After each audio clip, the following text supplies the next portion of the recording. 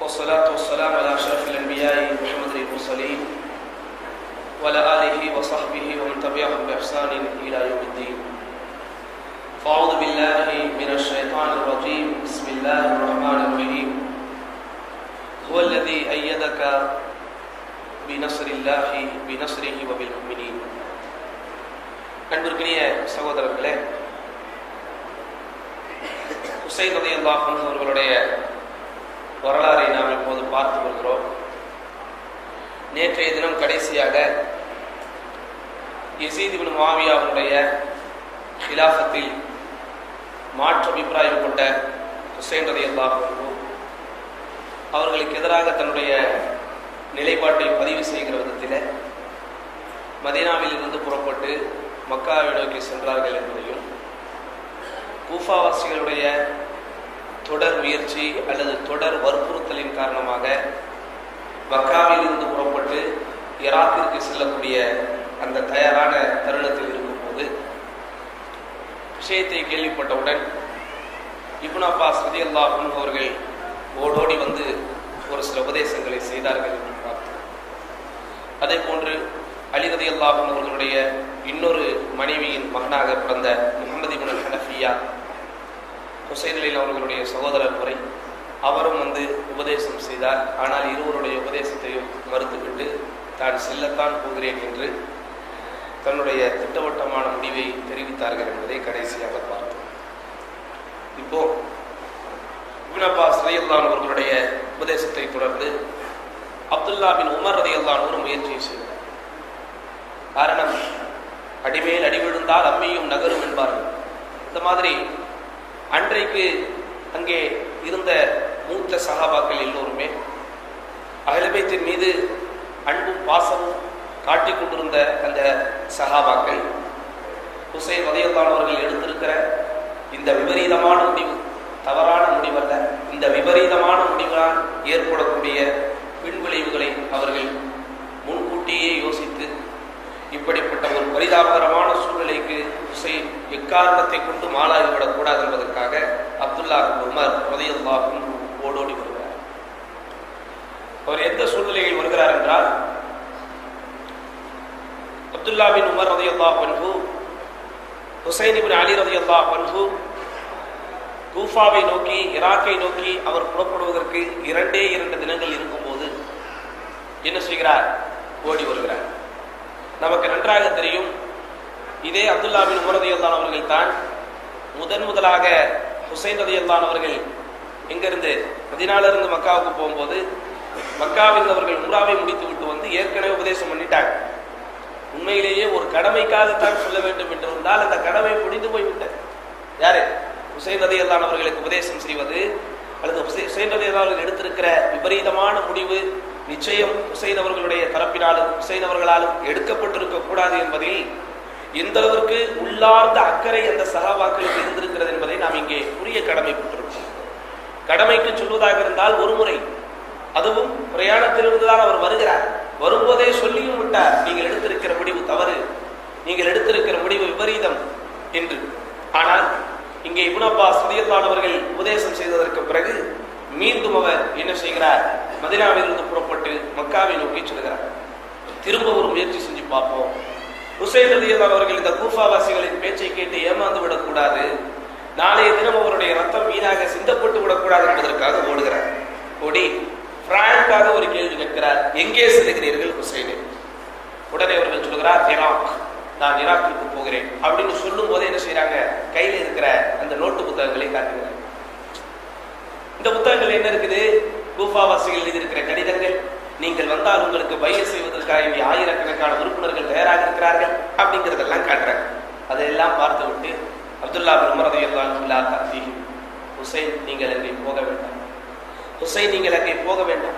உடனே ஒரு சொல்கிறார் அப்துல்லா பின் உமர், ஹாதிஹி குதுபுஹும் முபையாத்துஹும், இதோ இவர்கள் எனக்கு எழுதி கொடுத்திருக்கிற கடிதங்கள் இவை, இதோ அவர்கள் எனக்கு வாக்கு கொடுத்திருக்கிற பைஅத்துகள் இவை அப்படின்னு உடனே அங்கே அப்துல்லா பின் உமர் ஒரு அழகான உபதேசத்தை சொல்றார். இந்த உபதேசம் உண்மையிலேயே ஹுசைன் ரலியல்லாஹு அன்ஹு அவர்களுடைய கூட பிறந்த ஹசன் அவர்கள் செய்த உபதேசத்தை ஒத்திருக்கிறார். அவர் என்ன சொன்னார்னா, ரசூல் ஸல்லல்லாஹு அலைஹி வஸல்லம் ஹிஸ்டரியில இருந்து அவர் ஆரம்பிக்கிறார். ஹசன் ரலியல்லாஹு அவர்களாவது அலி இப்னு அபீ தாலிப் குறித்து சொன்னார். ஆனால் அப்துல்லா பின் உமர் என்ன சொல்கிறார் என்றால், உங்களுடைய பாட்டனாரை நீங்கள் சிந்தித்து பாருங்கள்.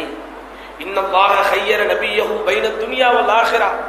நபிகள் நாயகம் ஸல்லல்லாஹு அலைஹி வஸல்லம் மௌத்துக்கு சிறிது காலங்களுக்கு முன்பு அல்லாஹ் சுப்ஹானஹு வ தஆலா பெருமானார் ஸல்லல்லாஹு அலைஹி வஸல்லம் இடத்தில் ஒரு ஓபன் क्वेश्चन கேட்டான். என்ன क्वेश्चनனா, உங்களுக்கு துனியா வேண்டுமா ஆখিরাத் வேண்டுமா? உங்களுக்கு துனியா வேண்டுமா ஆখিরাத் வேண்டுமா? அதாவது பெருமானார் ஸல்லல்லாஹு அலைஹி வஸல்லுக்கு மரணத்தை அல்லாஹ் சுப்ஹானஹு வ தஆலா எப்படி நினைவுபடுத்துகிறார் பாருங்க. நபிகள் நாயகம் ஸல்லல்லாஹு அலைஹி வஸல்லம் அவர்கள் அல்லாஹ் சுப்ஹானஹு வ தஆலாவின் ஒரு ஹபீபான நேசர், ஒரு ஹபீபான முஸ்தபா, ஒரு தூதர். அப்படிப்பட்ட தூதருக்கு மரணம் வருகிறது என்பதை உணர்த்துவதற்கு அல்லாஹ் சுப்ஹானஹு வ தஆலா கேட்டான், நபியே முஹம்மத், உங்களுக்கு துனியா வேண்டுமா ஆখিরাத் வேண்டுமா? உடனே நபிகள் நாயகம் சொன்னார்கள், எனக்கு ஆখিরাத் தான் வேண்டும். அப்படின்னு உடனே என்ன அர்த்தம்? அப்ப நீங்க அந்த ஆখিরাத்துக்கு போக போறீங்க. இந்த செய்தியை தான் ரசூல் ஸல்லல்லாஹு அலைஹி வஸல்லம் மிம்பர் மூலமாக சொல்லி என்ன செய்கிறார்கள்? தன்னுடைய பேரை சொல்லாமல் இன்னல்லாஹ ஹய்யர் அப்தன், அல்லாஹ் ஒரு அடியாருக்கு உலகம் வேண்டுமா மறுமை வேண்டுமா என்று தேர்வுரிமை கேட்டான். அந்த அடியார் மறுமையே தேர்ந்தெடுத்தார் அப்படின்னு சொல்லி முடிக்கும் போது அபூபக்கர் சித்திக் கண்களில் இருந்து கண்ணீர் வந்தது. யாருக்கும் புரியவில்லை. துனியா வேண்டுமா ஆখিরাத் வேண்டுமா என்று யாரை கேட்டாலும் சாதாரணமாக ஈமான் உள்ளவன் என்னதான் சொல்லுவான்? துனியா வேணும்னு சொல்லுவோமா? என்ன சாதாரணமாக ஈமான் உள்ளவன் ஆখিরাத் வேண்டும் என்று தான் சொல்லுவோம். ஆனால் இப்படிப்பட்ட ஒரு கேள்வியை கேட்டவுடன், அந்த கேள்விக்கு பதிலும் சொல்லப்பட்டவுடன் எல்லாரும் அமைதியாக நிசப்தமாக அமர்ந்து கொண்டிருக்கிறார்கள். அபூபக்கர் சித்திக் மட்டும் அழுது கொண்டிருக்கிறார்கள். தோழர்களுக்கு ஆச்சரியமாகிவிட்டது. என்ன விஷயம் என்று கேட்டவுடன், ஹாதிஹி இஷாரா லி மௌத்தின் நபி, இதோ இதுதான் பெருமானார் ஸல்லல்லாஹு அலைஹி வஸல்லம் மரணத்திற்கு உண்டான அறிகுறி என்று அவர் சொன்னார். அந்த விஷயத்தை அவர் நினைவுபடுத்துகிறார்.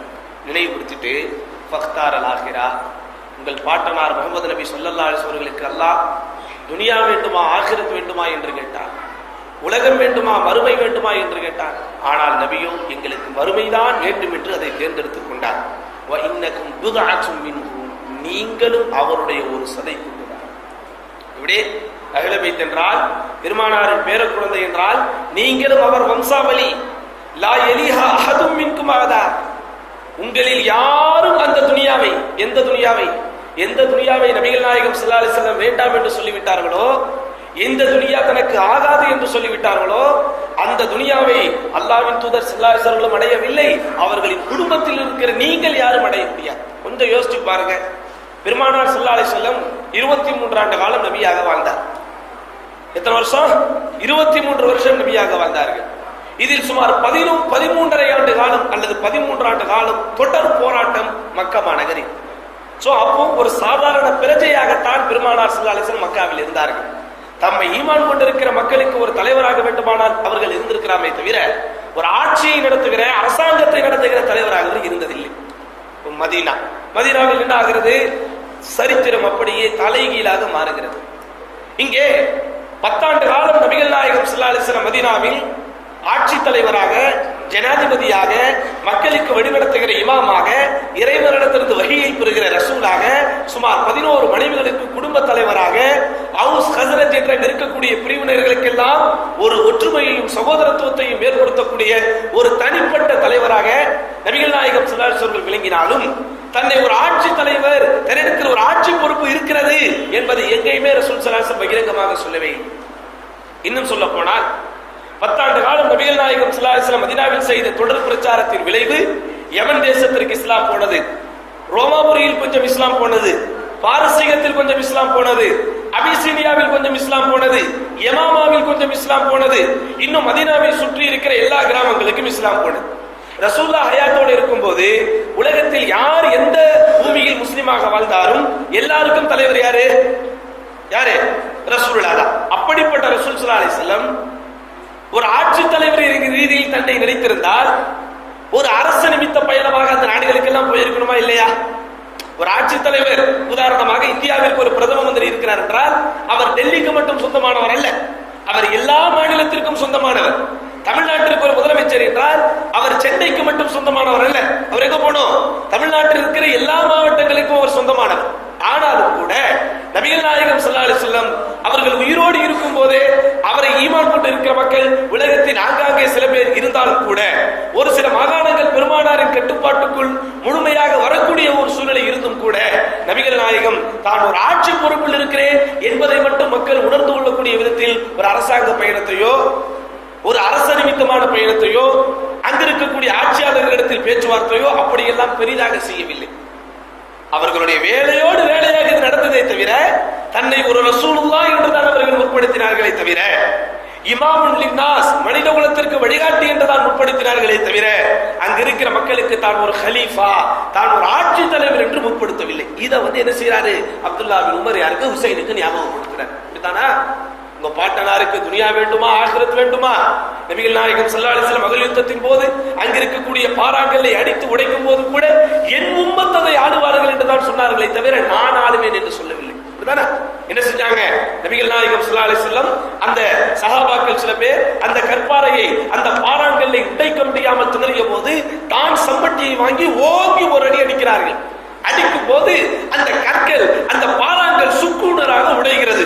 உடையும் போது ரசூலுல்லாஹ் தோழர்களை மோட்டிவேட் செய்யும் விதத்திலே, ஆர்வமூட்டுகிற விதத்திலே சொன்னார்கள், என்னுடைய உம்மத் பாரசீகத்தையும் ரோமாபுரியையும் ஆளும் என்று சொன்னார்கள். நல்லா கவனிக்கணும், நான் ஆளுவேன் என்றவர்கள் சொல்லவே இல்லை, என் அஹ்ல பைத் ஆளும் என்றவர்கள் சொல்லவே இல்லை. இப்ப அல்லாஹ் என்ன செய்திருக்கிறான்? துனியாவை உங்களிடத்திலிருந்து பிரித்து, உங்களை துனியாவிடத்திலிருந்து பிரித்து என்ன செய்திருக்கிறான்? கொஞ்சம் தூரமாகத்தான் வைத்திருக்கிறான். சொல்லிட்டதுக்கு ஒரு காரணத்தையும் சொல்றேன். என்ன? வமா ஸர்ரஃபல்லாஹு அன்கும், உங்களை விட்டு அல்லாஹ் அந்த துனியாவை தூரப்படுத்தவில்லை. இல்லா லில்லதி ஹுவ கைருல் லக்கும், இதை விட ஒரு சிறப்பான ஒன்றை உங்களுக்கு தருவதற்காகத்தான். இதுதானா அல்லாஹ் சுப்ஹானஹு வ தஆலா துனியாவை நபிகள் நாயகம் ஸல்லல்லாஹு அலைஹி வஸல்லம் இருந்து எடுத்தான், துனியாவில் இருந்து பெருமானார் ஸல்லல்லாஹு அலைஹி வஸல்லம் பிரித்தான். ஆனால் அந்த துனியாவை நபிகள் நாயகம் ஸல்லல்லாஹு அலைஹி வஸல்லம் அவர்கள் தியாகம் செய்ததற்கு பிரதிபலனாக, துனியாவை அவர்கள் இழந்ததற்கு பிரதி உபகாரமாக துனியாவை விட பெரியதான ஆகிரத்தை கொடுத்தானா இல்லையா? அதே போன்று அல்லாஹ் உங்களுக்கும் என்ன செய்வான்? ஆகிரத்தை கொடுப்பான், மறுமையை கொடுப்பான். ஆதலால் ஹுசைன், உங்கள் முடிவை நீங்கள் மறுபரிசீலனை செய்யுங்கள். ஃபர்ஜிஉ, திரும்பி சென்று விடுங்கள். ஆனாலும் ஹுசைன் ஃபஅபா, மறுத்து விட்டார். உடனே அப்துல்லா பின் உமர் ரலியல்லாஹு அன்ஹு என்ன செய்கிறார் தெரியுமா? உபதேசத்தை முடித்ததற்கு பிறகு ஹுசைனை கட்டி தழுவுகிறார். ஹுசைனை அவங்கள கட்டி தழுவி அஸ்தௌதிஅக்கல்லாஹு மின் கதீல், அல்லாஹ்வின் பாதையில் கொல்லப்பட போபவரே உங்களுக்கு நான் விடை கொடுக்கிறேன். அல்லாஹ்வின் பாதையில் கொல்லப்பட போகிறவரே, அதாவது உயிர் பிரிய போகிறவரே, கொல்லப்பட போகிறவரே, நான் உங்களுக்கு விடை கொடுக்கிறேன். இத்தனைக்கும் அப்துல்லா பின் உமர் யசீதி நிலைப்பாடு என்ன என்று பார்க்கவில்லை. அந்த உபைதுல்லா பின் ஜியாதை பற்றி அப்துல்லா பின் உமருக்கு தெரியாது. கூஃபாவாசிகள் என்ன செய்ய போகிறார் என்பது முழுமையாக தெரியாது.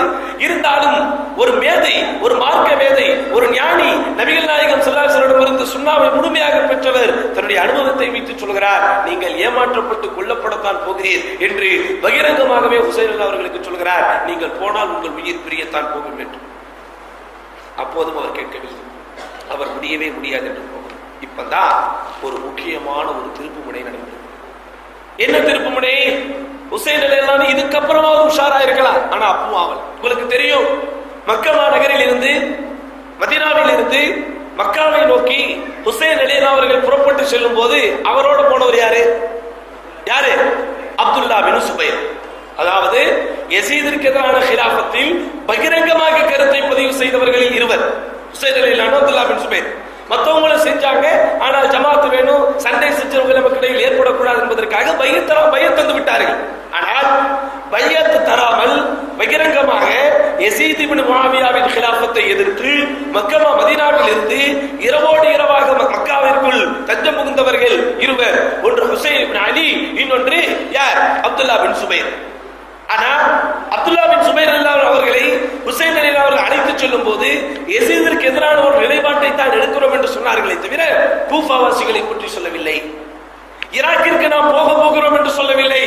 ஈராக்கில் நமக்கு ஆதரவாளர்கள் இருக்கிறார்கள், அங்கு சென்றுதான் நம்முடைய காரியங்களை நிறைவேற்ற போகிறோம் என்று சொல்லவில்லை. அங்க போய் 4 மாத காலம் ஹுசைன் இப்னு அலி அவர்களுடைய செயல்பாட்டின் மூலம் தான் மக்களுக்கு உணர்த்துகிறார்கள், தான் கூஃபாவிற்கு ஈராக்கிற்கு போகிறோம் என்று. அப்போ ஈராக்கிற்கு அவர்கள் செல்வது ஒரு பாதகமான முடிவு, ஈராக்கிற்கு அவர்கள் செல்வது என்பது விபரீதமான முடிவு என்பதை அப்துல்லா பின் அப்பாஸ் உணர்த்தியதைப் போலவே, முஹம்மது இப்னு ஹனஃபியா உணர்த்தியதைப் போலவே, அப்துல்லா பின் உமர் உணர்த்தியதைப் போலவே அப்துல்லா பின் சுபைர் உணர்த்துகிறார். அப்பாவது ஒரு உஷாரா இருக்க வேண்டாம், நம்மளோட வந்தாரு, நமக்காக வேண்டி எதிர்ப்பை பதிவு செய்தார். அப்படிப்பட்ட அப்துல்லா பின் சுபைர் ரலியல்லாஹு அன்ஹு என்ன செய்கிறார்? நேராக ஹுசைனிடத்திலே வந்து, ஐன தذهبு, நீங்கள் எங்கே போக போகிறீர்கள் தெரியுமா? இலா கௌமின் கத்தலு அபாக, உங்கள் தந்தையை கொலை செய்த மக்களிடத்திலே நீங்கள் போக போகிறீர்கள். வ தஅனு அஹாக, உங்கள் சகோதரரை குறை சொன்ன சமுதாயத்திடத்திலே போக போகிறீர்கள். فقال له الحسين, உடனே ஹுசைன் அவருக்கு சொல்கிறார், لأن أختل بمكان كذا وكذا أحب إلي من أن تستحل بي, மக்காவில் நான் இருந்து கொண்டு மக்காவில் நான் கொல்லப்படுவதை விட இந்த மாதிரியான இடங்களுக்கு சென்று நான் கொல்லப்படுவது மேல், ஆதலால் அப்துல்லா பின் சுபைர் என்னை நீங்கள் தடுக்காதே என்று சொல்லிவிடுகிறார். அப்போ உடனிருந்த ஒரே சக்தியான, உடனிருந்த ஒரே ஒத்துழைக்கக்கூடியவரான, இவருக்காக வேண்டி மதீனாவை விட்டு மதீனாவை துறந்து விட்டு மக்காவிற்கு வந்த அப்துல்லா பின் சுபைர், அவர் கூட ஈராக் வாசிகளுடைய இரட்டை வேடத்தை புரிந்து, கூஃபாவாசிகளின் இரட்டை வேடத்தை புரிந்து, அவர்களிடத்தில் நம்பகத்தன்மை இல்லை என்பதை உணர்ந்து ஹுசைன் அலி அவர்களை எச்சரித்தும் அப்போதும் ஹுசைன் அலி அவர்கள் பிடிவாதமாக மறுத்துவிட்டு என்ன செய்கிறார்? நான் கட்டாயம் கூஃபாவிற்கு சொல்லத்தான் போகிறேன் என்று அவரிடத்திலும் பதிலை சொல்லிவிடுகிறார். அத்தோடு இந்த தோழர்கள் அமைதியாக இருக்கவில்லை. ஹுசைன் இப்னு அலி அவர்களுக்கு எதிர்பாராத விதமாக பெரிய விளைவுகள் ஏற்பட்டுவிடக் கூடாது என்பதற்காக அன்றைக்கு இருந்த தோழர்களில் வயதில் மூத்த இன்னொரு தோழரான அபூ சயீத் அல்-குத்ரி ரலியல்லாஹு அன்ஹு அவர்களை தொடர்பு கொண்டு பேசச் சொல்கிறார்கள். இவர்களெல்லாம் நபி தோழர்கள் என்றாலும் கிட்டத்தட்ட சம வயசு தான். யாருக்கு? அப்துல்லா பின் அப்பாஸ், அப்துல்லா பின் உமர், அப்துல்லா பின் சுபைர், இவர்கள் எல்லாம் ஒரு 2, 3, 1, 2 வயசு தான். என்ன செய்வாங்க? கூட குறைச்சே இருக்கு. அப்போ வயதில் இன்னும் கொஞ்சம் மூத்தவராக இருந்த அபூ சயீத் அல்-குத்ரி ரலியல்லாஹு அவர்களை தொடர்பு கொண்டு நீங்களும் பேசுங்கள் என்று சொல்கிறார்கள். அபூ சயீத் அல்-குத்ரி அவரும் வந்து என்ன செய்கிறார்? ஹுசைன் அவர்களிடத்திலே பேசுகிறார். ஆனால் ஹுசைன் ரலியல்லாஹு அன்ஹு அவருடைய பேச்சையும் கேட்காமல் போகத்தான் போகிறேன் என்று முடிவெடுக்கிறார். அதோடு நிற்கவில்லை சகோதரர்களே, ஜாபிர் இப்னு அப்துல்லா என்று இன்னொரு தோழர் வருகிறார். யாரு? அப்துல்லா பின் ஜாஃபர் ரலியல்லாஹு அன்ஹு. ஜாபிர் இப்னு அப்துல்லா ரலியல்லாஹு அன்ஹு மிகப்பெரிய போர் வீரர், பெருமானார் ஸல்லல்லாஹு அலைஹி வஸல்லம் ஹதீஸ்களை நிறைய அறிவித்தவர். அவரும் வந்து பேசுகிறார். நீங்க போவாதீங்க, அல்லாஹ்வை பயந்துக்கங்க, உங்களுக்கு தான் பிரச்சனை ஏற்படும், மக்களை சிலரோடு அடிக்க விடாதீர்கள், ஏனென்றால் உங்களை கொல்வதற்காக ஒரு கூட்டம் வருகிறது என்றால் அந்த கொலை செய்யப்படுவதில் இருந்து காப்பாற்றுவதற்காக உங்களுக்கு ஒரு கூட்டம் வரும், ஆக மீண்டும் இஸ்லாமிய மக்களுக்கு மத்தியில் சண்டை வரும், ஆதலால் ஹுசைனே போவாதீர்கள் என்று சொல்கிறார். அப்போதும் அவர் கேட்கவில்லை. திரும்ப அடுத்து யார் உபதேசம் பண்ண வரா தெரியுமா? அடுத்து யார்? இவருடைய அஹ்ல பைத்தில் உள்ள ஒரு குடும்ப உறுப்பினர் வருகிறார். அப்துல்லா பின் ஜாஃபர் ரலியல்லாஹு அன்ஹு, ஜாஃபர் இப்னு அபி தாலிப். யார் இவரு? ஜாஃபர் இப்னு அபி தாலிப் நபிகள் நாயகம் ஸல்லல்லாஹு அலைஹி வஸல்லம் துல் ஜனாஹின் என்று சொன்னவர். அல்லாஹ்வின் பாதையில் இவரும் கொல்லப்பட்டவர். யாரு? இந்த அப்துல்லா பின் ஜாஃபருடைய தந்தை ஜாஃபர் இப்னு அபி தாலிப் அவர்கள் ஒரு போர்க்களத்தில் பெருமானார் ஸல்லல்லாஹு அலைஹி வஸல்லம் போரிடும் போது முதலில் ஒரு கை வெட்டப்படுகிறது. அவர் தாங்கி இருந்த அந்த கொடியை கையில் வச்சிருக்கிறாரு, கை வெட்டப்படுது. திரும்ப இந்த கையில் தாங்கி கொண்டிருக்கிறார், அந்த கையும் வெட்டப்படுகிறது. பிறகு நெஞ்சோடு தாங்கி கொண்டிருக்கிறார், அதற்கு பிறகு அவருடைய கழுத்து வெட்டப்படுகிறது என்று ஒரு சம்பவம் வரும். அந்த சம்பவத்தில் 2 கையையும் அல்லாஹ்விற்காக வேண்டி பறிகொடுத்து அந்த 2 கைகளுக்கு பகரமாக அல்லாஹ் சொர்க்கத்தில் பறக்கக்கூடிய ஒரு பறவையை போல் இவரை ஆக்கி 2 கைகளுக்கும் பகரமாக 2 ரெக்கைகளை தருவான் என்று சொன்னதனால் இவருக்கு பேர் ஜாஃபர் அத்-தய்யார். சொர்க்கத்தில் பறக்கக்கூடிய பறவை துல் ஜனாஹின் 2 ரெக்கை உடையவர் என்று அல்லாஹ்வின் தூதர் ஸல்லல்லாஹு அலைஹி வஸல்லம் புகழாரம் சூட்டப்பட்ட ஜாஃபர் இப்னு அபி தாலிப் அவருடைய மகன் அப்துல்லா பின் ஜாஃபர் ஓடோடி வருகிறார். அவர் வருவதற்கு முன்பு என்ன செய்கிறார்? முதலில் தன்னுடைய 2 மக்களை அனுப்புகிறார். காரணம், அஹ்ல் பைத்தில் உள்ளவர்கள் அந்த வீட்டில் உள்ள சிறு குழந்தைகளை பார்த்தால் மனம் மாறுவார்கள் என்பதற்காக. கசின் பிரதரின் மகன் என்பது, அதாவது உடன்பிறவா சகோதரின் பிள்ளைகள் என்பது தன் பிள்ளைகளை போல. ஆக தன் பிள்ளைகளை அனுப்பி வைத்தாலாவது, தன் மகன்களின் முகங்களை பார்த்தாதாவது ஹுசைன் தன்னுடைய நிலைப்பாட்டை மாற்றிக் கொள்வார் என்று நினைத்து தன்னுடைய 2 மகன்கள் முஹம்மத் மற்றும் அவுப் இருவரையும் என்ன செய்கிறார்? அனுப்பி வைக்கிறார். அனுப்பி சொல்கிறார், அஸ்அலுக பில்லாஹ், அல்லாஹ்வை முன்னிலைப்படுத்தி ஒரு இடத்திலே கேட்கிறேன், லிமன் சரஃப்த ஹீன தன்துரு ஃபீ கிதாபி, என் 2 மக்கள் கொண்டு வருகிற கடிதத்தை பார்த்தவுடன் தயவு செய்து நீங்கள் திரும்பி வந்து விடுங்கள். ஃபஇன்னி முஷ்ஃபிகுன் அலைக், நான் உங்கள் மீது மிகவும் பாசம் வைத்திருக்கிறேன், உங்கள் அழிவை நினைத்து நான் வருத்தப்படுகிறேன், உங்கள் அழிவை நினைத்து நான் கவலை கொள்கிறேன், நீங்கள் அழிந்ததற்கு பிறகு உங்கள் குடும்ப உறுப்பினர்களையும் அவர்கள் வேறறுத்து விடுவார்களோ என்று நான் பயப்படுகிறேன், ஆதலால் ஹுசைனே நீங்கள் போவாதீர்கள் என்று சொல்லுகிறார். கடிதத்தை 2 பிள்ளைகள் கொண்டு வராங்க. கடிதத்தை படிச்சுட்டு இல்ல நான் போகத்தான் போறேன்ட்டு அந்த பிள்ளைகளையும் சொல்லி அனுப்பினாங்க. அந்த பிள்ளைகள் வந்து தகவல் சொன்ன உடனே இவர் இன்னும் ஒரு முயற்சி செய்கிறார். எப்படி முயற்சி செய்கிறாரு? இப்போது மக்காவில் இருக்கிற ஹுசைன் ரலியல்லாஹு அவர்கள் மக்காவிலிருந்து புறப்பட்டு போவதற்கு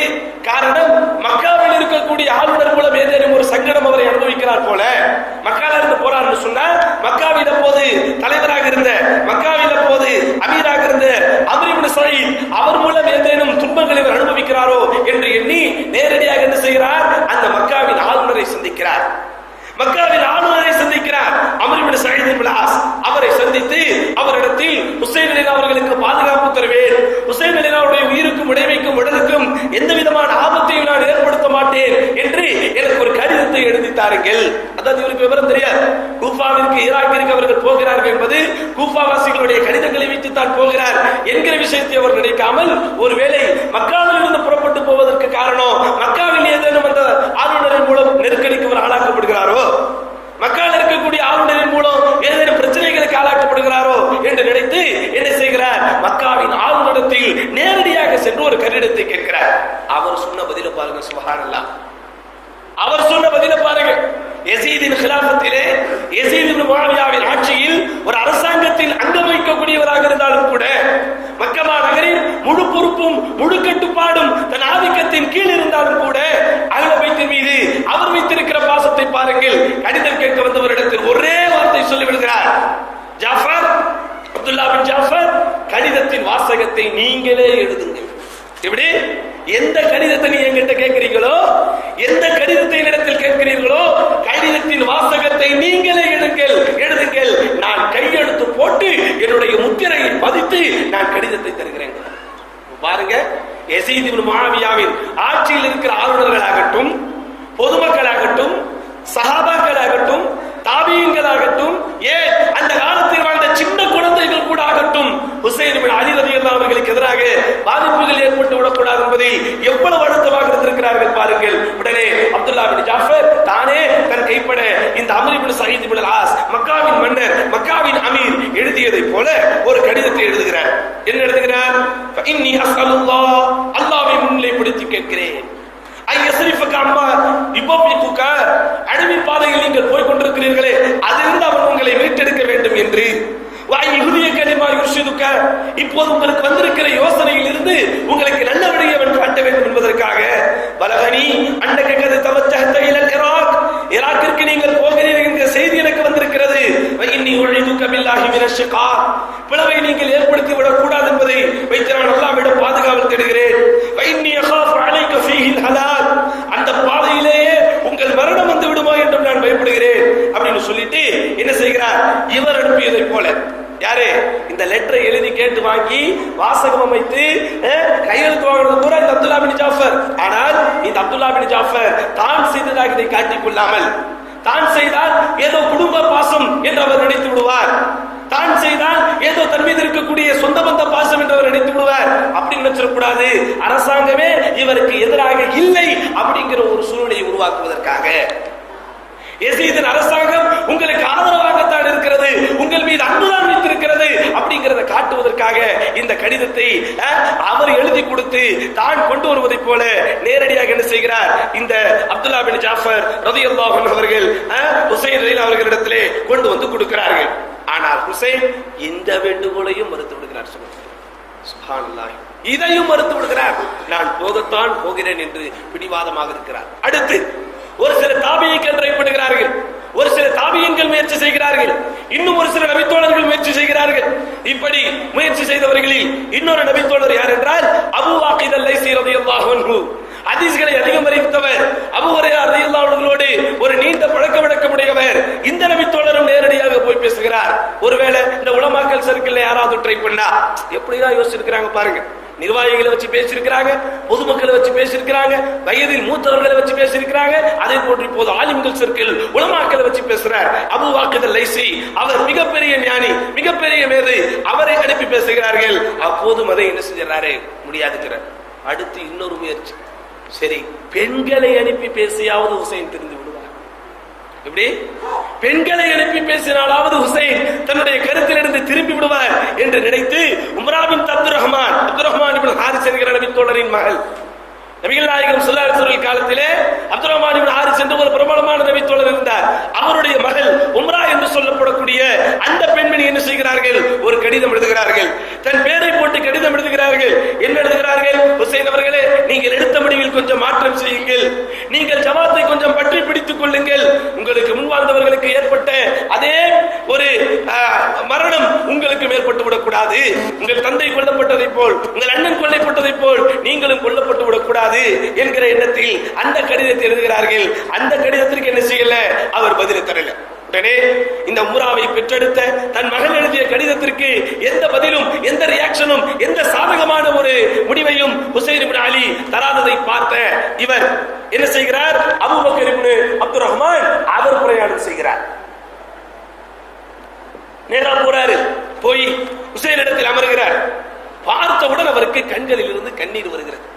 ஹுசைன் அலி அவர்கள் எடுத்திருக்கிற முடிவை பார்த்த உடனே, ஹுசைன் அவர்களுக்கு ஏற்படக்கூடிய விளைவுகளை பார்த்த உடனே அவர் சொல்கிறார், எபின அம்மி, எபின அம்மி, என் சிறிய தந்தையின் மகனாரே, இன்ன ரஹிம ததாருனி அலை, உங்கள் மீது நான் வைத்திருக்கிற பாசம் என் கண்களில் இருந்து கண்ணீர் வர வைக்கிறது.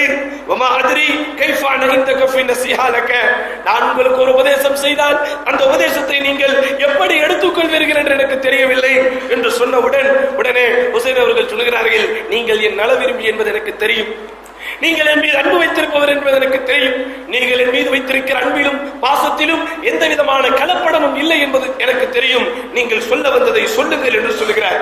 உடனே அவரும் அந்த சரித்திரத்தை ஞாபகப்படுத்துகிறார்.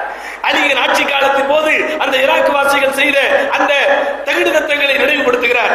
கால கதர் ஐத்த மாசன அஹ்லுல் ஈராக் பி அபீக வ அஹீகா, ஹுசைனே, உங்களுக்கு நன்றாக தெரியும் ஈராக் வாசிகள் உங்கள் தந்தையை என்ன செய்தார்கள் என்று, உங்கள் சகோதரனை என்ன செய்தார்கள் என்று. அந்த மக்களிடத்தில் நீங்கள் போகிறீர்கள், அந்த மக்கள் அபீது துன்யா, அபீது துன்யா, அவர்கள் துனியாவினுடைய விரும்பிகள், அவர்கள் உலகத்தை விரும்பக்கூடியவர்கள். அதனால் நீங்கள் அங்கே போகாதீர்கள், நீங்கள் அங்கே போனால் உங்களை அவர்கள் கொண்டு விடுவார்கள் என்று நான் பயப்படுகிறேன் அப்படின்னு அந்த உபதேசத்தையும் பொறுமையாக கேட்டுக்கொண்டு ஹுசைன் அவர்கள் சொன்னார்கள், ஜஸாக்கல்லாஹு இப்ன அம், என் சிறிய தகப்பனாரின் மகனே, அல்லாஹ் உனக்கு அருள் கூறி கொடுக்கட்டும், நல்லருள் செய்யட்டும் என்று. மஹ்மா யக்தில்லாஹு மின் அம்ரின் யகுன், அல்லாஹ் என் விதியில் என்ன நடக்க வேண்டும் என்று விதித்திருக்கிறானோ அது நீங்கள் யார் எவ்வளவு முயற்சி செய்தாலும் நடக்கத்தான் செய்யும் என்று சொல்லுங்கள். எப்படி என் விதியில் என்ன நடக்கும் என்பதை அல்லாஹ் விதித்திருக்கிறானோ அது நடக்கத்தான் செய்யும் என்று சொன்னவுடன் அபூபக்கர் அதற்கும் ஒரு பதில் சொல்கிறார், இன்னா லில்லாஹ், வார்த்தை முன்னாடியே சொல்லிடுறார், இன்னா லில்லாஹி இந்தல்லாஹி நஹ்தஸிபு அபா அப்துல்லா.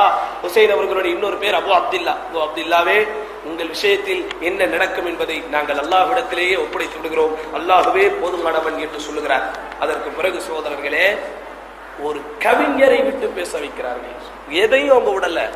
ஹுசைன் அலி அல்லாஹ் அவர்கள் மீது வைத்திருக்கக்கூடிய அன்பு அந்த சஹாபாக்களுக்கு எந்த அளவுக்கு இருந்திருக்குன்னு சொன்னா, சரி ஆலிம்கள் வட்டமும் பேசிட்டு வந்துருச்சு, வயசுல மூத்தவங்களும் போய் பேசிட்டு வந்துட்டாங்க, பெண்கள் பேசிட்டு வந்தாச்சு, சிறுவர்கள் குழந்தைகள் போய் பேசிட்டு வந்தாச்சு. ஃபரஸ்தக் என்ற அன்றைக்கு அறியப்பட்ட மாபெரும் கவிஞன், அரபு அதவில் அரபு இலக்கிய உலகில் சிம்ம சொப்பனமாக விளங்கியவர், தனக்கென்று தனி முத்திரையை பதித்தவர்.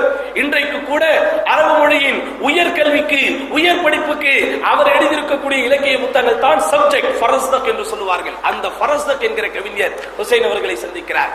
கவிதைக்கும் இஸ்லாத்துக்கும் என்ன சம்பந்தம்? கவிஞன் அவர் ஒரு தனி வழி, ஹுசைன் அவர்களோ அல்லாஹ்வின் தூதர் ஸல்லல்லாஹு அலைஹி வஸல்லம் பேரப்பிள்ளை, அவர்கள் தனி வழி.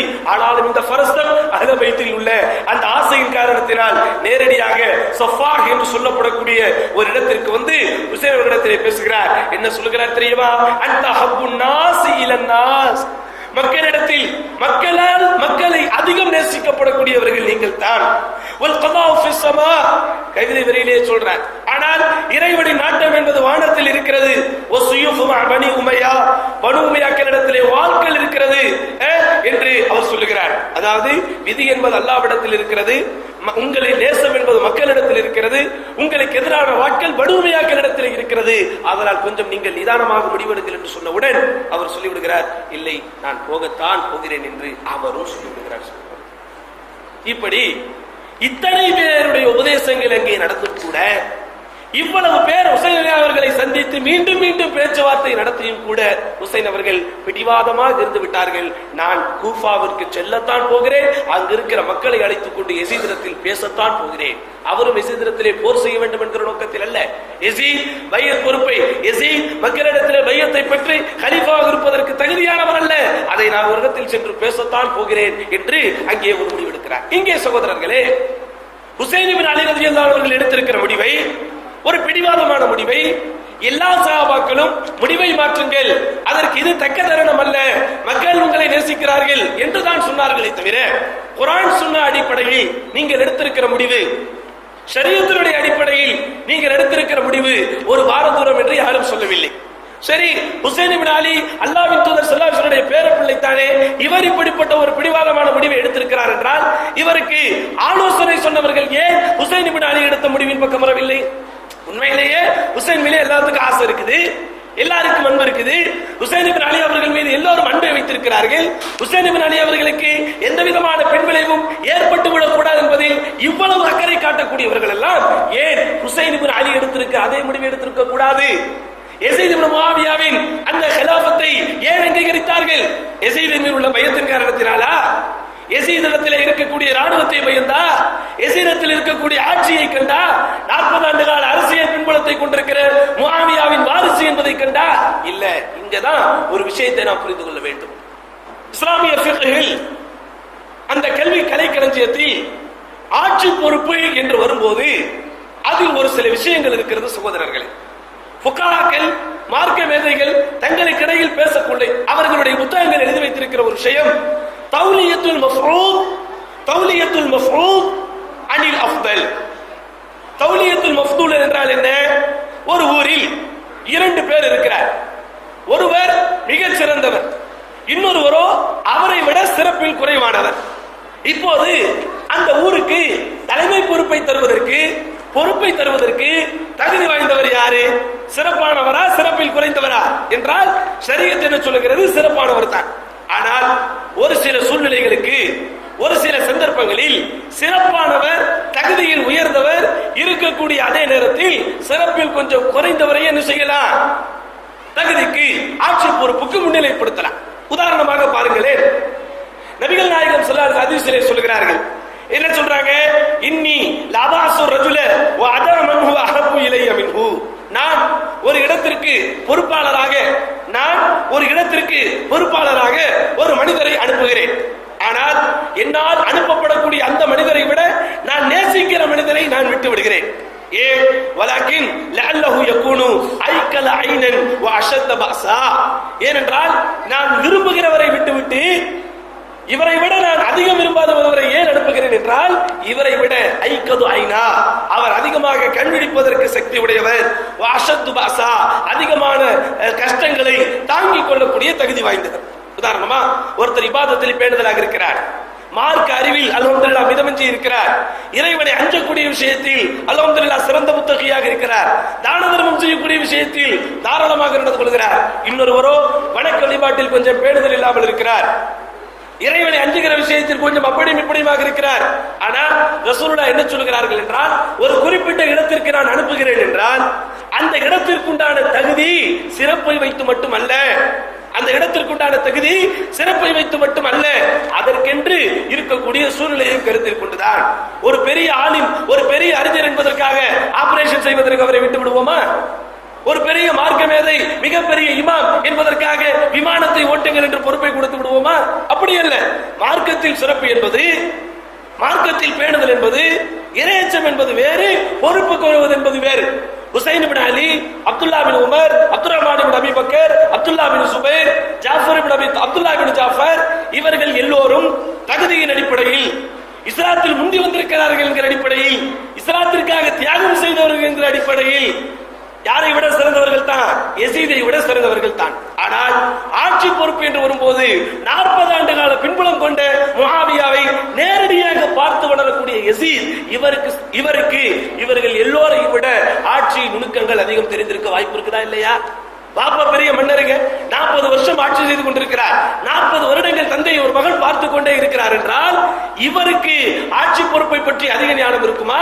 பள்ளிவாசலில் 24 மணி நேரம் இபாதத் செய்யக்கூடியவர், மார்க்கப்படிகளுக்காக ஆயிரக்கணக்கில் அள்ளி கொடுப்பவருக்கு ஆட்சி பொறுப்புக்கு தகுதியா என்று பார்த்தால், இறையச்சத்தில் மேம்பட்டவர்கள், தான தர்மங்கள் செய்வதில் அதிகம் இருக்கக்கூடியவர்கள், இஸ்லாத்திற்காக தியாகம் செய்யக்கூடியவர்கள், அர்ப்பணிப்பு உள்ளத்தோடு நடந்து கொள்ளக்கூடியவர்கள் இருக்கும் போது ஆட்சி பொறுப்பிற்கு தகுதி என்று இவர் கருதப்படுவாரே, ஆனால் அவரை முன்னிலைப்படுத்துவதில் தவறல்ல என்கிற ரீதியில் தான் இவர்கள் எல்லோரும் பையத் செய்து கொடுத்தார்கள்.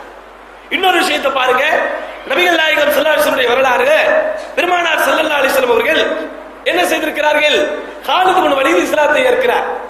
எப்ப இஸ்லாத்தை ஏற்கிறார்? ஃபத்ஹு மக்காவின் போது இஸ்லாத்தை ஏற்கிறார். மக்கா மாநகர் வெற்றி கொள்ளப்படுவதற்கு முன்பு வரை இஸ்லாத்திற்கு முஸ்லிம்களுக்கு எதிராக மிகப்பெரிய காரியங்களை செய்தவர்.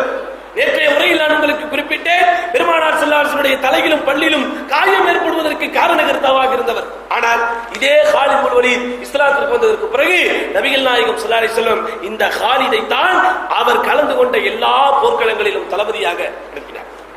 காலித் இப்னு வலீதை விட சிறந்தவர்கள் அங்கே யாரும் இல்லையா? காலித் இப்னு வலீத் இஸ்லாத்திற்கு முன்னாடி வந்தாரா? ஏனைய தோழர்கள் முன்னாடி வந்தார்களா?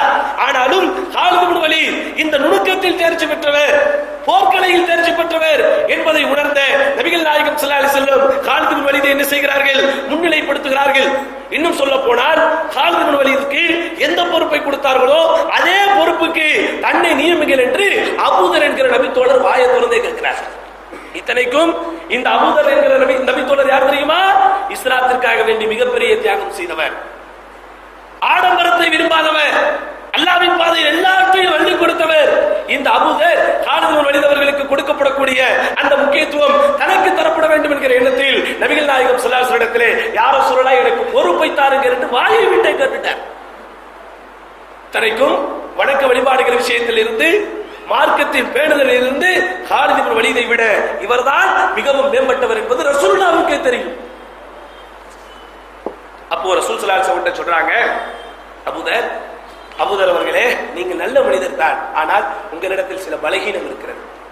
ஆட்சி பொறுப்புக்கு நீங்கள் தகுதியானவர் அல்ல, அதனால் நீங்கள் கேட்காதீர்கள். ஆட்சி பொறுப்பை நீங்கள் கேட்டு பெற்றால் உங்களுக்கு அது பரக்கத்து கிடைக்காது என்று சொல்லி நபிகள் நாயகம் ஸல்லல்லாஹு அலைஹி வஸல்லம் அபூதர் அவர்களை ரிஜெக்ட் செய்துவிட்டு காலித் இப்னு வலீதை முன்னிலைப்படுத்துகிறார். இன்னும் சொல்லணும்னா, இதே காலித் இப்னு வலீத் படைகளுக்கு தலைமை தாங்கி போகும்போது ஒரு சில கட்டங்களில் நபிகள் நாயகம் ஸல்லல்லாஹு அலைஹி வஸல்லம் கட்டளைகளுக்கு மாறு செய்திருக்கிறார். மனிதன் என்கிற அடிப்படையில் அந்த மாறு செய்த விஷயங்கள் ரசூலுல்லாஹ்வுக்கு வருகிறது. வந்தும் கூட நபிகள் நாயகம் ஸல்லல்லாஹு அலைஹி வஸல்லம் காலித் இப்னு வலீத் விஷயத்திலே பொறுமை காத்து நபிகள் நாயகம் அவர்கள் மரணிக்கும் வரை காலித் இப்னு வலீதினுடைய பதவியை வாங்காமலே இருந்தாங்க. ஒரு இடத்துக்கு ரசூலுல்லாஹ் காலித் இப்னு வலீதை அனுப்புறாங்க, போய் இஸ்லாத்தை சொல்லுங்கள் என்று, இல்லன்னா போர் செய்யுங்க. அதாவது எந்த இடத்திலும் போர் செய்வதற்காக போகும்போது இஸ்லாத்தை அவர்கள் ஏற்றுக்கொண்டால் போர் செய்ய மாட்டாங்க. அதுக்காக இஸ்லாம் வாளால் பரப்பப்பட்டுச்சு நினைக்காதீங்க. அது நீங்க முன்பின் வரலாறுகளை பார்த்தாதான் அதுல உள்ள எல்லா விஷயத்தையும் தெரிஞ்சுக்க முடியும். அது வேற சப்ஜெக்ட், அதனால அதை விட்டுரு. ஆனால் காலித் இப்னு வலீத் ரலியல்லாஹு அன்ஹு அங்கே போகும்போது அந்த மக்களிடத்திலே பேசுகிறார். பேசும்போது அந்த மக்கள் என்ன சொல்லி இருக்க வேண்டும் தெரியுமா? அஸ்லம்னா, இஸ்லாத்தை ஏற்றுக்கொண்டோம் அப்படின்னு சொல்லணும். ஆனால் பாருங்கள், அந்த மக்கள் ஒரு மதத்தில் இத்தனை ஆண்டு காலம் வாழ்ந்து வழக்கத்தில் இருந்த காரணத்தினால் அஸ்லம்னா, இஸ்லாத்தை தழுவினோம் என்று சொல்லாமல் சபக்னா, நாங்கள் மதம் மாறிவிட்டோம். அவங்களுடைய பாயிண்ட் ஆஃப் வியூல மதம் மாறிட்டோம்னா என்ன அர்த்தம்? அவங்க இதனால் வரைக்கும் இருந்த ஷிர்கில் இருந்து இஸ்லாத்திற்கு வந்து விட்டோம். இவருடைய பாயிண்ட் ஆஃப் வியூ, ஆடா இவ்வளவு உங்களுக்கு சொல்லியும் இஸ்லாத்துக்கு வந்துட்டோம்னு சொல்லாம மதம் மாறிட்டோம்னு என்கிட்டயே சொல்றீங்களா? இஸ்லாத்தை ஏற்றுங்கன்னு சொல்றாங்க. ஒரு ஊருக்கு போறோம், இந்துக்கள் இருக்கிற ஊருக்கு, இஸ்லாத்தை ஏத்துக்கங்க, நாங்க மதம் மாறிட்டோம் அப்படின்னு நம்ம என்னங்க நினைப்போம்? கிறிஸ்டியனா மாறிட்டாங்க போல இருக்கு அப்படின்னா நினைப்போம். அதே போன்று காலித் இப்னு வலீத் நினைத்து அங்க சொல்லக்கூடியவங்களை எல்லாம் டப்பு டப்பு டப்புன்னு போட்டுறாரு. பக்கத்தில் இருக்கக்கூடிய நபி தோழர்கள் இவரோடு போனவர்கள் காலித் கொஞ்சம் நிதானம் காட்டுங்கிறாரு. ஆனா அவர் எடுத்த வாளை உள்ள வச்ச சரித்திரமே கிடையாது. உமருக்கு அடுத்தபடியாக இந்த வாளை இஸ்லாமிய வரலாறில் ஒருவர் சிறப்பாக பயன்படுத்தி இருக்கிறார் என்றால் அது இந்த காலித் இப்னு வலீத். டக்கு அடிக்கிறார். அடித்தவுடன் இவர்களுக்கெல்லாம் பதட்டம். ஏன் பேச்சுவார்த்தை நடந்து கொண்டே இருக்கும்போது இப்படி பண்ணிட்டாருன்னு உடனே கம்ப்ளைண்ட் ரசூலுல்லாஹ்கிட்ட. நபிகள் நாயகம் ஸல்லல்லாஹு அலைஹி வஸல்லம் என்ன பண்ணாங்க தெரியுமா? என்ன செய்தார்கள் தெரியுமா? அல்லாஹும்ம இன்னி அப்ரவு இலைக மிம்மா ஸனா காலித், என் போர்வால் இந்த காலித் செய்த காரியத்திற்காக உன்னிடத்தில் மன்னிப்பு கேட்கிறேன் என்று தான் சொன்னாங்களே தவிர காலிதை பதவியில் இருந்து நீக்க. ஆமா, ஏன்? காலிதின் சேவை அந்த ராணுவத்திற்கு தேவை. அது மட்டுமல்ல, அபூபக்கர் சித்திக் ஆட்சி காலத்தில் அப்படிதான் நடக்குது. அபூபக்கர் சித்திக் ரலியல்லாஹு அன்ஹு, இதே யாரு? இன்னும் சொல்ல போனா காலிதுடைய பேக்ரவுண்ட் நீங்க தெரிஞ்சுக்கணும். காலித் இப்னு வலீத் அவர்கள் இறந்ததற்கு பிறகுதான் முஆவியா என்கிற ஒரு மனிதரே தலை தூக்கப்படுகிறார் அரசியல் ரீதியாக. ஷாம் தேசத்துல முஆவியாவுக்கு முன்னாடி யாரு இருந்தா? உண்மையிலே இந்த ஷாம் சுப்ஹானல்லாஹ் இருந்தவர்கள் எல்லாம் சிங்கங்கள் தான். காலித் இப்னு வலீத் ரலியல்லாஹு உங்களுக்கு அலர்ட் செய்யப்பட்ட டிபார்ட்மெண்ட் எது? ஷாம் தேசம். அவர் இருக்கும் வரை ஷாமின் ராஜா அவர் தான். அவர் இறந்ததற்கு பிறகுதான் முஆவியா ரலியல்லாஹு அன்ஹு ஷாம் தேசத்தின் ஆளுநராக நியமிக்கப்பட்டு அவர் வேற ஸ்டைல கொண்டு போய் டெவலப் பண்ணிடுறார். அப்போ என்ன செய்கிறார்? அந்த ஆளுநர்கள் தான் எந்த மாகாணத்திற்கு யார் பொறுப்பாளராக நியமிக்கப்பட்டிருக்கிறார்களோ அவர்கள் தான் தொழுகை நடத்த வேண்டும். அவர்கள் தான் மக்கள் ஹஜ்ஜுக்கு செல்லும் போது தலைமை தாங்கி செல்ல வேண்டும். காலித் வலீத் இயற்கையிலேயே கொஞ்சம் வேகமானவர். ஹஜ்ஜிற்காக வேண்டிய ஒரு டைமை போட்டுட்டு ஒரு டேட்டை போட்டுட்டு கிளம்பினா இந்த நேரத்தில் தான் கிளம்பலாம் அப்படின்னு சொல்லி முடிவெடுத்த உடனே எல்லாம் கிளம்புவதற்கு தயாராக இருக்கிறார்கள். ஆனா ஒரு ஷார்ட் கட்டை பிடிச்சி எல்லாத்துக்கும் முன்னாடி அவர் போயிட்டாங்க. மக்களுக்கு என்னடா தலைவருக்கான, ஏன்னா தலைவர் பின்னாடி தானே போகணும். நபிகள் நாயகத்தினுடைய வரலாறுல இருந்தே நீங்க படிச்சிட்டீங்கன்னா, படிச்சு பார்த்தீர்களே ஆனால் பெருமானார் ஸல்லல்லாஹு அலைஹி வஸல்லம் ஹஜ்ஜுக்கு செல்லுகிற கூட்டத்திற்கு தலைமை தாங்குவதற்கு மிக தகுதியான ஆளைத்தான் கொடுத்திருப்பார்கள். இத்தனை இன்னும் சொல்லணும்னா, விரிவா நீங்க தெரிஞ்சுக்கணும்னா, ரசூலுல்லாஹ்விற்கு பிறகு அபூபக்கர் சித்திக் கலீஃபாவாக ஒட்டுமொத்த மக்களாலும் ஏற்றுக்கொள்ளப்படுவதற்குண்டான அடிப்படை காரணங்களில் ஒன்று, ரசூலுல்லாஹ் உயிரோடு இருக்கும்போது அந்த கடைசி வருடத்தில் நடந்த ஹஜ்ஜிற்கு தலைமை தாங்குகிற பொறுப்பை அபூபக்கர் சித்திக் கிட்ட ரசூலுல்லாஹ் கொடுத்தாங்க. அதே போன்று அபூபக்கருக்கு பிறகு அலிதான் வர வேண்டும் என்பதில் ஷியாக்கள் பிடிவாதமாக இருந்தது. காரணம் என்ன தெரியுமா? இதே ஹஜ்ஜுடைய பொறுப்பு அபூபக்கர் அலிக்கு கொடுத்தாங்க. அதுக்காக ஹஜ்ஜுடைய பொறுப்பை கொடுத்துட்டாங்கிறதால அடுத்த கலீஃபா கிடையாது. அபூபக்கர் சித்திக்குடைய பீரியட்ல அப்படி வழங்கணும். அபூபக்கருக்கு பிறகு அபூபக்கர் உமரை சொன்னவரால் உமர் தான் கலீஃபா. அப்போ ஷியாக்கள் அபூபக்கர் அன்னைக்கு ஹஜ்ஜுக்கு தலைமை தாங்கி போனாரு, அடுத்து அவரை கலீஃபா ஆக்குனீங்க. அபூபக்கருடைய ஆட்சி காலத்தில் அலி தலைமை தாங்கி போனார், ஏன் அவரை ஆக்கவில்லை என்று கிறுக்குத்தனமாக கேள்வி கேட்பார்கள். அதை விட்டுருங்க. அப்போ ஹஜ்ஜுக்கு தலைமை தாங்கி போவது என்பது மிக மிக முக்கியமான விஷயம். இவரு எல்லாத்தையும் வாங்கணும்னு சொல்லிட்டு அவர் வைத்திருக்கக்கூடிய குதிரையில் கொஞ்சம் ஷார்ட் கட் குடிச்சிட்டு சீக்கிரமா போய் இபாதத்தெல்லாம் நல்ல ராகத்தா செஞ்சுட்டு நல்லா எல்லாத்தையும் முடிச்சுட்டு ஹஜ் முடிச்சுட்டு வெளியே வராரு. கம்ப்ளைண்ட் போயிடுச்சு. அபூபக்கர் சித்திக் நேர்ல வாங்குங்கிறாங்க. சித்திக் ரலியல்லாஹு அன்ஹு நேர்ல கூப்பிடுறாங்க. என்ன காலித், உங்களை நீங்க மாத்திக்கவே மாட்டீங்களா? அப்படியே கேட்கிறாங்க அபூபக்கர் சித்திக் வெளியிலான்னு. ஹஜ்ஜுக்கு எல்லாத்தையும் நீங்க தான் தலைமை தாங்கி கூட்டு போறீங்க, எல்லாத்துக்கும் முந்தி நீங்களே போனீங்கன்னா என்ன அர்த்தம்? உடனே அவர் பதில் சொல்ல முடியாமல் கொஞ்சம் அப்போதான் தன்னுடைய தப்ப அவர் என்ன செய்றார், அவர் தப்பை அப்போதான் அவர் உணர்கிறார்.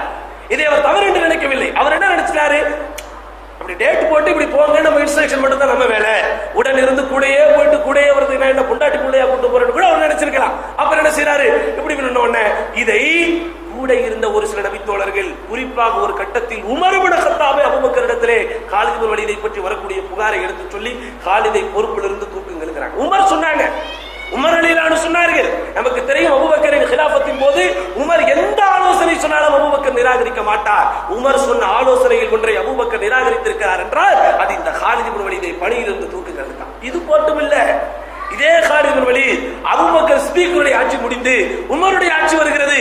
அந்த உமரின் ஆட்சியிலும் ஒரு சில கட்டத்தில் இப்படி நடந்து கொள்கிறார். காரணம், அவர் துணிவானவர்.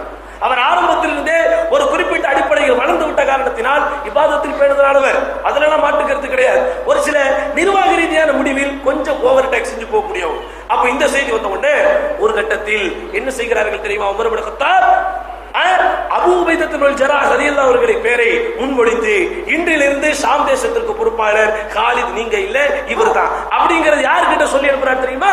இதே அபூ உபைதா கிட்டே சொல்லி அனுப்புறாரு. அவர்கிட்ட ஒரு லெட்டரை கொடுத்து காலித் கிட்ட போய் இந்த லெட்டரை காமிங்க, இன்னில இருந்து உங்களுக்கு போஸ்டிங் கிடையாது, எனக்கு தான் போஸ்டிங். இவரும் வர்றார், காலிதுடைய செயல்பாடுகளை பார்க்கிறார். அது ஒரு போர்க்களம் நடந்து கொண்டிருக்கக்கூடிய சமயம். சுப்ஹானல்லாஹ், பாருங்கள் சஹாபாக்களுக்கு மத்தியில் இருந்த கோஆபரேஷன், நபித்தோழர்களுக்கு மத்தியில் இருந்த புரிந்துணர்வையும் நட்புணர்வையும் பாருங்கள். காலித் இப்னு வலீத் ரலியல்லாஹு அன்ஹு அந்த போர்க்களத்தில் அவர் கொடுக்கிற நுணுக்கம், கூடார தங்க போடுங்க, இங்க நில்லுங்க, இப்படி போங்க அப்படி போங்கன்னு அபூ உபைதா பின் ஜர்ராஹ் ரலியல்லாஹு அன்ஹு கொண்டு வந்திருந்த கடிதத்தை அப்படியே உள்ள வைக்கிறார். காட்டவே இல்லை. போர்களெல்லாம் முடிஞ்சு நல்லா சக்சஸ் ஆன உடனே காலித் இப்னு வலீத் கிட்ட மெதுவா இந்த செய்தியை சொல்றார். உடனே காலித், முன்னாடியே சொல்லியிருக்க கூடாதா, கலீஃபா சொன்னா நான் கேட்காமையா போக போறேன் அப்படிங்கிற ரீதியில் சொல்றேன். இன்னும் சொல்லணும்னா, இந்த போர்க்களம் முடிந்ததற்கு பிறகு வரலாறில் எப்படி எழுதி வைக்கப்பட்டிருக்கிறது தெரியுமா? ஒவ்வொரு போர்க்களமும் வெற்றி வாகை சூடப்பட்டதற்கு பிறகு இது யாரின் தலைமையில் வெற்றி வாகை சூடப்படும் என்பதை வைத்து பார்க்கும் போது போருக்கு தலைமை தாங்கி செல்கிற தளபதி மட்டுமல்ல, அந்த மாகாணத்திற்கு தலைமை தாங்கி ஆளுநரையும் கூட.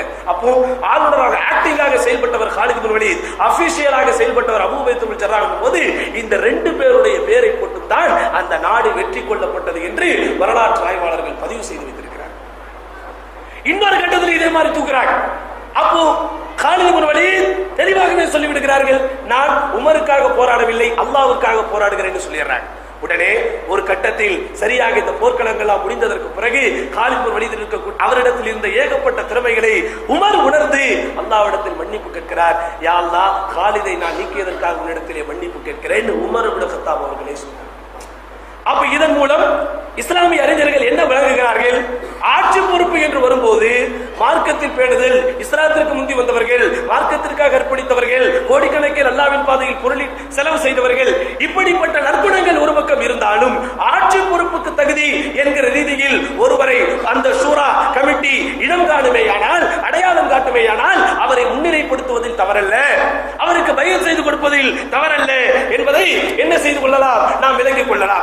இதை புரிந்து கொண்ட காரணத்தினால் தான் என்ன செய்கிறார்கள், அந்த சஹாபாக்கள் யஸீதை விட சிறந்தவர்கள், இஸ்லாத்திலே முந்தி வந்தவர்கள் எல்லாம் இருக்கும் போது முஆவியா 40 வருஷம் அரசியல் உலகில் இருந்தவர் தன்னுடைய மகனை முன்னிலைப்படுத்துகிறார் என்றால் காரணம் இல்லாமலா முன்னிலைப்படுத்தி இருப்பார்? இன்னும் சொல்லணும்னு சொன்னா முஆவியா ரலியல்லாஹு அவர்கள் யஸீத் இப்னு முஆவியாவை தலைவராகவே வளர்க்கவில்லை சகோதரர்களே. இன்றைக்கெல்லாம் ஒரு சில அரசியல் கட்சிக்காரர்கள் தன் மகனை தனக்கு அடுத்த தலைவராக ஆக்க வேண்டும் என்றால் அவனுக்கு 25 வயது இருக்கும் போதே அவனை தலைவராக வைத்திருப்பார்கள். ஆனால் யாரு அபூ சித்தா இன்னைக்குள்ள அரசியலுக்கு அன்னைக்குள்ள அரசியலுக்கு வித்தியாசம். கான்ஸ்டான்டினோபிள் என்கிற இஸ்தான்புல் என்கிற மாகாணத்தை என்றைக்கு தன் மகன் யஸீத் வெற்றி கொண்டு வந்தாரோ, அதுவும் ரசூலுல்லாஹ் சொன்ன ஹதீஸின் பிரகாரம் மக்ஃபூர் பாவம் மன்னிக்கப்பட்டவர் என்கிற சிறப்பை அவர் அடைந்தாரோ, அதற்கு பிறகுதான் தன்னுடைய மகனை கேண்டிடேட்டாக, அதுவும் யஸீதிடத்தில் நேரடியாக சொல்லாமல் அங்கிருக்கிற மூத்தவர்களிடத்தில் தான் முன்மொழிந்தார். அப்ப இப்படி சில நியாயமான காரணங்கள் யஸீதின் பக்கம் இருப்பதை உணர்ந்ததன் விளைவுதான் ஹுசைன் இப்னு அலி அவர்களை தவிர மீதி இருந்த எல்லா சஹாபாக்கள் தங்களுடைய மையத்தை கொடுத்தார்கள். உண்மையிலேயே யஸீத் தகுதியானவராக இல்லை என்றால் ஏன் இந்த தோழர்கள் மையத்தை கொடுத்தார்கள் என்கிற கேள்வி இன்றைக்கு வரைக்கும் ஷியாக்களிடத்திலே கேட்டுக்கொண்டுதான் இருக்கிறார்கள் உலமாக்கள். ஆனால் அவர்களிடத்தில் இருந்தது பதில் இல்லை சகோதரர்களே. அப்ப என்ன நடக்குது, இவ்வளவையும் விலகி இவ்வளவு முடிஞ்சதற்கு பிறகும் ஹுசைன் இப்னு அலி ரலியல்லாஹு அன்ஹு போக வேண்டும் என்பதில் தீவிரமாக இருக்கும் போது யஸீதிற்கு இந்த செய்தி போகிறது, அப்டேட் ஆகிக்கிட்டே இருக்கு. யஸீதும் தந்தையை போல் நடக்கிற விஷயங்களை எல்லாம், இன்னும் சொல்ல போனால் முஆவியாவின் வரலாறில் ஒரு செய்தியை நீங்கள் அறிந்து கொள்ள வேண்டும். இன்றைக்கு நம்ம இடத்தில் தபால் துறை அமைச்சகம் இருக்குதா இல்லையா? தபால் துறை கூரியர்லாம் நடத்துறாங்களே, அந்த தபால் துறையை முதலில் இஸ்லாத்திற்கு, இஸ்லாமிய ஆட்சிக்கு அரசாங்க ரீதியாக அதற்கு ஒரு தனி அமைச்சகம் போட்டு அறிமுகப்படுத்தியவரே முஆவியா. அதுக்கு முன்னாடி வரைக்கும் ஜவாசிஸ் என்றால், அதாவது அதுக்கு சரியான தமிழ் வார்த்தை எனக்கு தெரியவில்லை, உளவு பார்த்து செல்பவர்கள் தான் அதை எடுத்து சொல்வார்கள், அப்படித்தான் இருந்தார்கள். ஆனால் முஆவியா வந்ததுக்கு அப்புறம் தான் ஒரு அமைச்சகத்தை போட்டு அதற்கென்று பொறுப்பாளர்களை போட்டு நீங்க ஒரு குறிப்பிட்ட இடத்தில் கடிதத்தை கொடுத்தால் போதும், அது இன்றைக்கு இருக்கக்கூடிய தபால் சிஸ்டம் மாதிரி அன்னைக்கே செயல்படும். அப்ப அந்த அளவிற்கு நெட்வொர்க்கை கையில வச்சுக்கிட்டு இருக்கிறாரு. எல்லா விஷயமும் அப்டேட் போய்கிட்டே இருக்கிறவர். இருந்தாலும் அவர் பொறுமையாக இருங்கள், வழிக்கு ஹுசைன் வருவார் என்று பொறுத்து கடைசியாக ஹுசைன் இப்னு அலி போகத்தான் போவேன் என்று பிடிவாதமாக சொன்னவுடன் யஸீத் தன்னுடைய வேலையை ஆரம்பிக்கிறார். அதுவும் எப்படி ஆரம்பிக்கிறாரு, அப்துல்லா பின் அப்பாஸுக்கு கடிதம் எழுதுகிறார். பாருங்க சுப்ஹானல்லாஹ், சஹாபாக்கள் யாரையும் குறை சொல்ல முடியாது சகோதரர்களே. அவர் என்ன செய்கிறார், அப்துல்லா பின் அப்பாஸுக்கு ஒரு கடிதம் எழுதுகிறார். எப்படி, ஹுசைன் இப்னு அலி கூஃபாவிற்கு போகத்தான் போகிறேன் என்கிற விஷயம் அங்கிருக்கக்கூடிய ஆளுநர்கள் மூலம் அவருக்கு தெரிந்ததற்கு பிறகு, அங்கிருக்கிற மக்களின் மூலம் அவருக்கு தெரிந்ததற்கு பிறகு அங்கே என்ன செய்கிறார், கடிதம் எழுதுகிறார். காரணம், அப்துல்லா பின் அப்பாஸ் தான் பனு ஹாஷிம் குடும்பத்திலே. பாருங்க, பனு ஹாஷிம் பனு உமையா எல்லாருமே குறைஷி குலத்தை சேர்ந்தவர்கள் தான். இருந்தாலும் பெருமானார் ஸல்லல்லாஹு அலைஹி வஸல்லம் அவர்களுடைய தந்தை வழி உறவு என்பதெல்லாம் பனு ஹாஷிம் என்று அறியப்படுகிறது. பெருமானார் ஸல்லல்லாஹு அலைஹி வஸல்லம் சம்பந்தம் செய்த உறவு இருக்கு பாத்தீங்களா, அதில் பெரும்பாலும் பனு ஹாஷிம் என்று அறியப்படுகிறது, பனு உமையா என்று அறியப்படுகிறது. அப்ப இந்த பனு ஹாஷிம் பனு உமையா எல்லாரும் பெருமானார் ஸல்லல்லாஹு அலைஹி வஸல்லம் சொந்த பந்தம் தான். ஆனால் நபிகள் நாயகம் ஸல்லல்லாஹு அலைஹி வஸல்லம் நேரடி சொந்த பந்தம், இரத்த சொந்த பந்தம், அஹ்ல பைத் எல்லாம் பனு ஹாஷிமில் உள்ளவர்கள். பெருமானார் ஸல்லல்லாஹு அலைஹி வஸல்லம் அதாவது கட்டில் உறவு என்று சொல்லலாம், திருமணம் செய்த அடிப்படையில் பெருமானார் ஸல்லல்லாஹு அலைஹி வஸல்லம் கிடைத்த உறவுதான் பனு உமையா. இருவருமே முக்கியஸ்தர்கள். அப்போ இவர் என்ன செய்கிறார், பனு உமையாவின் பிரதிநிதியாக இருக்கிற யஸீத் இப்னு முஆவியா பனு ஹாஷிமின் மூத்த பிரதிநிதியாக இருக்கக்கூடிய அப்துல்லா பின் அப்பாஸ் அவருக்கு கடிதம் எழுதுகிறார். என்ன எழுதுகிறார், நஹ்சபு அன்ன ரிஜாலன் அத்தௌஹு மினல் மஷ்ரிக் ஃபமன்னூஹுல் கிலாஃபா. அப்துல்லா பின் அப்பாஸ் அவர்களே, எனக்கு விஷயம் வந்திருக்கிறது. இப்படி கிழக்கு பகுதியில் இருந்து, கிழக்கு பகுதினா அன்றைக்கு கூஃபா, ஈராக் எல்லாம் கிழக்கு பகுதி என்று அறியப்பட்ட மாகாணங்கள், கிழக்கு பகுதியில் இருந்து சில பேர் ஹுசைனை சந்தித்து அவரை ஹலீஃபாவாக ஆக்க வேண்டும் என்று ஆசை வார்த்தை சொல்லி இருக்கிறார்கள் என்றும் எனக்கு என்ன செய்திருக்கிறது, செய்தி வந்திருக்கிறது. உண்மையிலேயே இப்படிப்பட்ட விஷயத்தை நம்பி அவர் நடவடிக்கைகளில் இறங்குவாரையானால், அவர் ஒரு சில காரியங்களில் இறங்குவாரையானால் என்ன விளைவுகள் ஏற்படும் என்பது உங்களுக்கு நிச்சயமாக தெரியும். காரணம், இதற்கு முன்பு யாரெல்லாம் இப்படி இறங்கினார்களோ எல்லோருக்கும் பிரச்சனை தான் ஏற்பட்டிருக்கிறது. அதாவது அலி முஆவியா அவருடைய சண்டை அவரங்க நினைவுபடுத்தி சொல்றாரு, வான்த கபீருன், நீங்கள் தான் இருக்கக்கூடியவரில் மூத்தவர், அஹ்லு பைத்திகா, அஹ்லு பைத்தில் முக்கியமானவர், வல் மன்தூர் இலை, உங்களிடத்தில் தான் நான் என்ன செய்திருக்கிறேன், ஆதரவு வைத்திருக்கிறேன். எனவே ஃபக்ஃபுஃப் அனி ஸைஃபில் ஃபிர்கா, இஸ்லாமிய சமுதாயத்தில், இஸ்லாமிய சாம்ராஜ்யத்தில் இப்படிப்பட்ட ஒரு பிரிவினை ஏற்படாமல் இருப்பதற்கு உங்களாலான முயற்சியை தயவு செய்து நீங்கள் செய்யுங்கள். அப்படி என்ன செய்யறாரு, ரிக்வெஸ்ட் லெட்டர் தான் யஸீத் இப்னு முஆவியா போட்டார். அவர் நினைத்திருந்தால் நேற்றைய உரையிலேயே நான் சொல்லியிருந்தேன், ஒரு 500 பேரை அனுப்பி பைத் விஷயத்தில் நாகரிகமாக நடந்து கொள்ள வேண்டும், கண்ணியமாக நடந்து கொள்ள வேண்டும் என்கிற விஷயத்தில் அவர் கொஞ்சம் பேணுதலாக இருக்க போய்த்தான் கடிதத்தை எழுதுகிறார் Abdullah bin Abbas. Abdullah bin Abbas கடிதத்தை பார்த்துவிட்டு அவரும் பதில் போடுகிறார். என்ன போடுறாரு?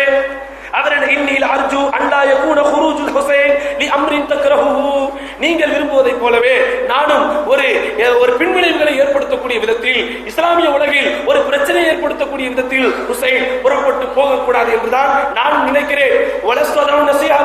அவருக்கு நான் உபதேசம் செய்யாமல் இல்லை, நான் உபதேசம் செய்து கொண்டுதான் இருக்கிறேன். அதையும் மீறி ஏதேனும் விஷயங்கள் நடப்பதாக இருந்தால் நீங்களும் கொஞ்சம் பார்த்து நடந்து கொள்ளுங்கள் என்கிற ரீதியில் அவரும் கடிதம் எழுதியிருக்கிறார் என்கிற விஷயம் சியர் ஆலாமின் நுபலா என்கிற வரலாற்று நூலில் பதிவு செய்யப்பட்டிருக்கிறது. அப்போ ஏன் அப்துல்லா பின் அப்பாஸ் அவர்களுக்கு இந்த கடிதம் வரும்போது அப்துல்லா பின் அப்பாஸ் ஹுசைன் அவர்கள் எடுத்திருக்கிற முடிவு ஷரியத்தின்படி 100% அதுதான் சரி என்றிருந்தால் அவர் கடிதத்தில் எழுதியிருப்பார், யஸீதே உங்களை விட தகுதியானவர் ஹுசைன், உங்களை விட தகுதியானவர் அப்துல் ரஹ்மான், யாரு அப்துல்லா பின் உமர், உங்களை விட தகுதியானவர் அப்துல்லா பின் சுபைர், இவங்கெல்லாம் இருக்கும்போது நீங்க கலீஃபானது தப்பு என்று எழுதியிருப்பார். ஆனால் அரசியல் சூழ்நிலை யஸீத் இப்னு முஆவியாவிற்கு அரசாங்க பதவியை, அரசாங்கத்தை தேடித்தர அதில் தவறேதும் இல்லை, அதில் எந்த பொறாமையும் நமக்கு வேண்டாம் என்று தன்னடக்கத்தோடு இருந்த அப்துல்லா பின் அப்பாஸ் அவர் கடிதத்திற்கு அதாவது பாசிட்டிவ் மெத்தடாகத்தான் என்ன செய்தார், கடிதம் எழுதினார். அப்படி அவரும் கடிதம் எழுதி அப்துல்லா பின் அப்பாஸ் அவர்களும் அதற்கு பதில் போடு அதையும் மீறி ஹுசைன் இப்னு அலி அவர்கள் புறப்படுவதற்கு தயாராக இருந்தார்கள். அடுத்து என்னென்ன திருப்பங்கள் ஏற்பட்டது என்பதை இன்ஷா அல்லாஹ் நாளைய முறையில் பார்க்கலாம். எல்லாம் அல்லாஹ் சுப்ஹானஹு வ தஆலா இந்த சரித்திர சம்பவங்களின் மூலம் நமக்கு இறையச்சத்தை அதிகப்படுத்தட்டும் என்று வேண்டி வாய்ப்புக்கு நன்றி கூறி முடித்துக் கொள்கிறேன். வாஹிரு தஅவானா அல்ஹம்துலில்லாஹி ரப்பில் ஆலமீன். அஸ்ஸலாமு அலைக்கும்.